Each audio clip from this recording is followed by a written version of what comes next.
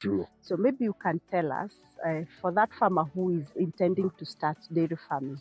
So let's talk of one cow. So what planning do they need to put in place? Okay. In any business, as you said, you should have a business plan. Yes. And you shouldn't have, it might not be complex or sophisticated. True. What is like for me, I did a simple business plan, and I started out with one animal.